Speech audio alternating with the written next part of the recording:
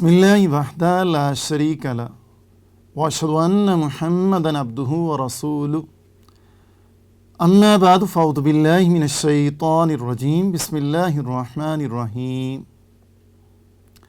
الف لام میم ذالک الکتاب لا ریب فیہ ھدی للمتقین۔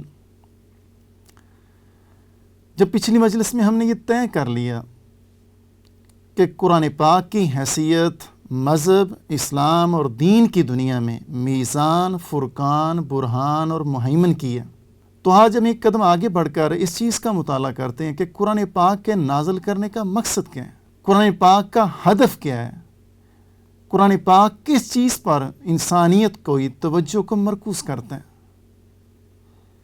تو ذہن میں رہے قرآن پاک کا مقصد اور ہدف اور مطمع نظر انسانیت کے لیے دین کی دنیا میں ہدایت اور رہنمائی کرنا ہے۔ آج ہم اس کو دیکھتے ہیں۔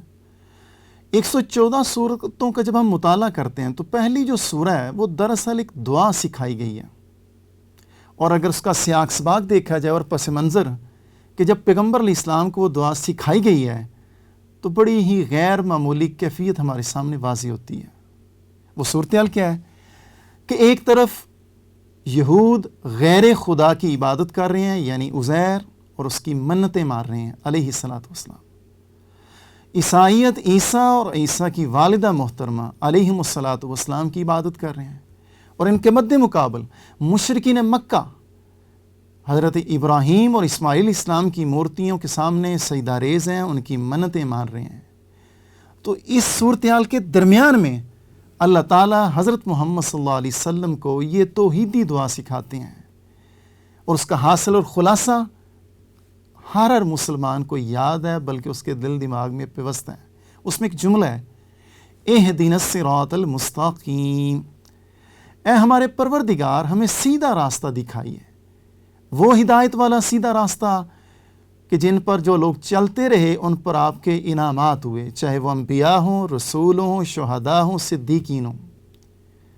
تو اس پس منظر میں پیغمبر علیہ السلام کو یہ دعا سکھلائی گئی ہے۔ تو ہم جب نماز پڑھتے ہیں تو ہم یہ دعا مانگتے ہیں کہ اہدنا الصراط المستقیم، تو آسمان والوں کی طرف سے یہ دعا قبول ہوئی ہے۔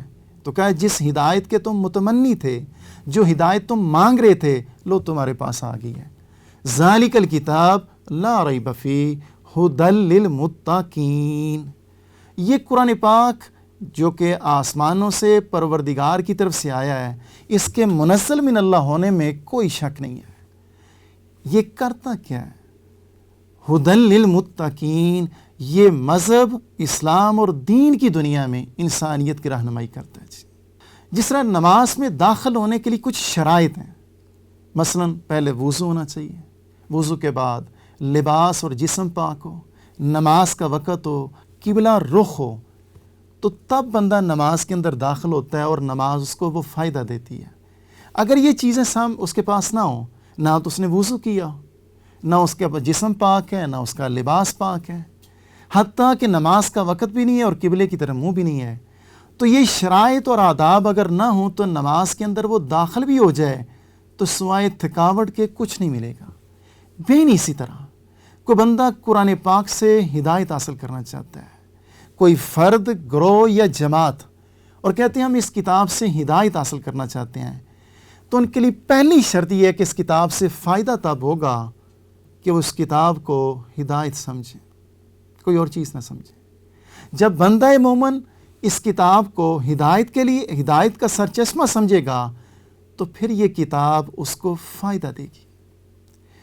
ذہن میں رہے یہ جو قرآن پاک کی حیثیت ہے کہ ھدی للمتقین، کہ یہ ہدایت اور رہنمائی کرتی ہے دین کی دنیا میں، اسلام کی دنیا میں، تو یہ حیثیت صرف قرآن پاک کی نہیں ہے، اپنے اپنے زمانے کے اعتبار سے تورات، انجیل، حتیٰ کہ صحف ابراہیم یا موسیٰ، اپنے اپنے زمانے کے اعتبار سے وہ بھی ہدایتی تھے، اور ہدایت کے لیے انسانیت کے پاس بھیجے گئے تھے۔ قرآن پاک کے لفظ ہیں اِنَّا أَنزَلْنَا التَّوْرَاةَ فِيهَا هُدًى وَنُورٌ، ہم نے اپنے زمانے کے اعتبار سے تورات بھیجی، اس میں محض ہدایت تھی اور روشنی تھی۔ تھوڑا سا آگے چل کے عیسیٰ علیہ السلام کا تذکرہ آتا ہے، وَآتَيْنَاهُ الْإِنجِيلَ، ہم نے عیسیٰ کو انجیل دی، فیہ ھدی و نور، اس میں ہدایت کا سامان تھا اور نیری روشنی تھی۔ تو حاصل کیا ہوا جی؟